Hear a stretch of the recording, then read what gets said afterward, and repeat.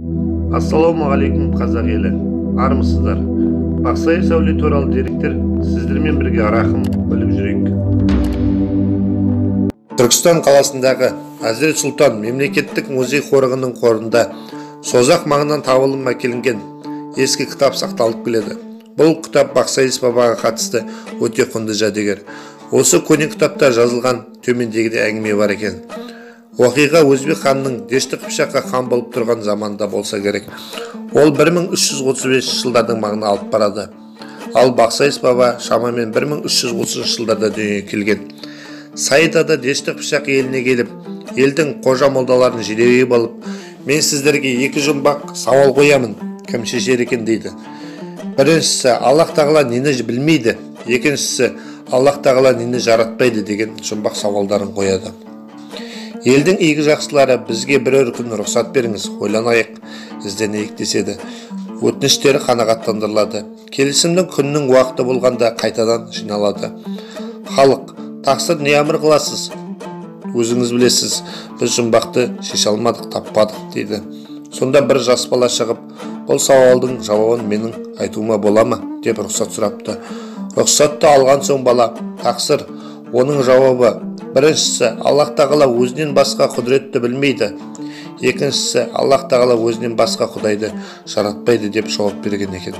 Жауапқа разы болған Сайд ата бұл баланың әкесінің рұқсатымен өзінің тәрбиесіне алыпты. Баланы азан шақырып қойған аты Камаледдин екен. Бірақ осы оқиғадан кейін оның есімін Сайд ата Бақсайыс деп атапты. Мұхтар Әуезовтің 22-ші атасы Бақсайыс әулиеге келер болсақ, жазушы 1928 жылы Смағұл Сәдуақасовқа берген өз жайымнан мағлұмат деген дерегінде: мен 1897 жылы қыркүйектің 15-інде туыппын. Туған жерім Семей уезіне қараған Шыңғыс болысы. Менің аталарым Қожа. Қожа қазаққа ежелден сіңісті атау. Қожа деп Мұхаммед пайғамбардың сүйікті қызы Фатима. Фатима мен оның күйеу баласы әрі немере інісі Хазіретті Әлиден өрбеген ұрпақты айтамыз деп мәлімдеме береді. Жоғарыда аталған Хазіретті Әли оның 45-ші атасы.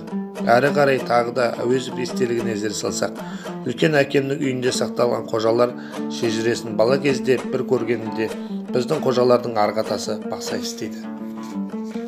Мұхтар Әуезовтің ата тегі кітабында сондай-ақ Ырғыз өзенінің бір саласы Бақсайыс өзені деп аталатын өзеннің бойында бір әзіз адамның моласы болғанын, тамның кірпіштері мен тастарын кеңестік әпербақан заманда талап алғанын, моланы осы күні жұрт келетін қасиетті жай екенін жазады. Бұл жайт Бақсайыс баба хан ордасымен бірге көшіп жүрген Ырғыз бойында жайлауы болған деген деректерге жетелейді. Одан әрі қарай автор жерлесіміз Расшан Ілиясованың Дала тоңған шежіре кітабындағы Бақсайыс баба туралы деректерге көбірек иек артады. Онда Бақсайыс әулие туралы мындай мәліметтер бар екен. Ертеде үш өзеннің суы тасығанда ортада қалатын төбе Арал төбе атаныпты. Бір кездері Қыз Жұлдыз Сапқозы атанғанымен кейін өзінің атауын қайта иемденді. Осы жерде Бақсайыс әулиенің қорымы және осы аттас өзен бар. Ол Ырғызға келіп құяды. Бақсайыс әулие діни ғұлама, оқымысты кісі болыпты. Дүние салғанда осы жерге жерлеуді тапсырыпты делінген. Одан әрі Бақсайыс Дешті Қыпшақ халқына ислам дінін таратушылардың көрнекті өкілдерінің бірі болғаны. Ол ішінде Бақсайыс әулие туралы көптеген аңыз әңгімелер сақталғандығы туралы құнды деректер берілген.